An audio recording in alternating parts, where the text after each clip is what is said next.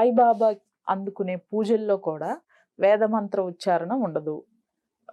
మీరు ఇందాక చెప్పినట్లు అవతారాల్లో యోగి రాజా ఇట్లాంటివన్నీ వింటూ ఉంటాం. ఆయనకు ఇచ్చే హారతిలో అవధానికి అవధూత ఇవన్నీ కూడా వింటూ ఉంటాం. కానీ వేద మంత్రాల ఉచ్చారణ సాయిబాబాకి ఉండదు. సో ఇది కూడా విరుద్ధం అని చెప్తా ఎక్కడా లేదు దీని గురించి. అంటే బాబా గురువులందరికీ మనం ఈ రకంగా చేయొచ్చు. ఇప్పుడు ఇన్నాళ్ళు ఆయన గురువుగా చూశారు కదా. ఇప్పుడు ఈ రోజు వచ్చిన గుళ్ళు కాదు కదా ఇవన్నీ. ఎప్పటి నుంచో ఇప్పుడు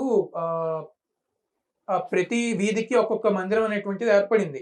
ఈ గుళ్ళన్నీ మరి ఏ రకంగా వచ్చినాయి, ఎందుకని వచ్చినాయి, ఎవరి వాళ్ళు వచ్చినాయి? మనం పూజిస్తున్నాం కాబట్టే కదా వచ్చినాయి. గుళ్ళు ఎప్పటి నుంచో ఉన్నాయి కాబట్టి ఎప్పటి నుంచో అందరూ పూజలు చేసుకుంటూ వస్తానే ఉన్నారు. అక్కడ ఆయన గురుస్వరూపంగా మనం పూజిస్తున్నాం కదా. ఆయన ముందు గురుస్వరూపంగా ఎందుకు పూజిస్తున్నారు?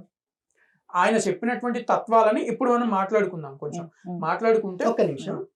ఇది ఇప్పుడు ఇక్కడ వచ్చింది కదా పూజ గురించి. అన్న ఇంతకు ముందు ముగ్గురు గురించి చెప్పారు. మాణిక్ ప్రభు గురించి, అక్కలకోట మహారాజ్ గురించి, నేను గజానన్ మహారాజ్ గురించి కూడా చెప్పారు. ఓన్లీ సాయిబాబాకి సమాధికి పూజలు చేస్తున్నామా అంటే లేదు. అక్కలకోట మహారాజ్కి అదే ఉంటది. అక్కలకోటకి వెళ్తే మనం అదే చూడొచ్చు. మాణిక్ ప్రభు సంస్థానంలో మనకు అదే ఉంటది. గజానన్ మహారాజ్ దాంట్లో మనకు అదే ఉంటది. ఇప్పుడు వీరబ్రహ్మేంద్ర స్వామి ఉన్నారు, ఏముంటది? దానికే కదా పూజ చేస్తాం. రాఘవేంద్ర స్వామి దాంట్లో అదే చేస్తాం. సో ఈ పూజ అనేది ఎప్పటి నుంచో ఉంది. కానీ ఇక్కడ సాయిబాబాని ముస్లిం యాంగిల్ లో చూడడం స్టార్ట్ చేయడం వల్ల మనం ఎందుకు చేయాలి అన్న థాట్ ఒకటి వచ్చింది అన్నట్టు.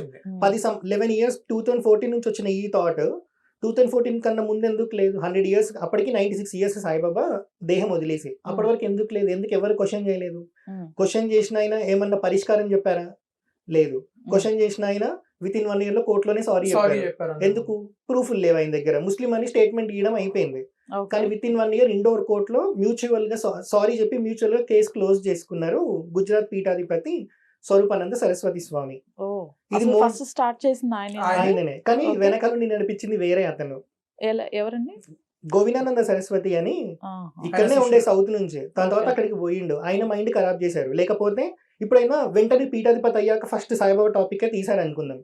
అప్పుడు ఏం ఫరక్ పడదు. అంటే మనం ఆయననే క్వశ్చన్ చేయొచ్చు. కానీ ఇక్కడ ఆయన ఎప్పుడైతే సాయిబాబా మీద స్టేట్మెంట్ ఇచ్చారో అప్పటికే ఆయనకి దాదాపు 80 నుంచి 88 ఏళ్ళు ఉన్నాయి.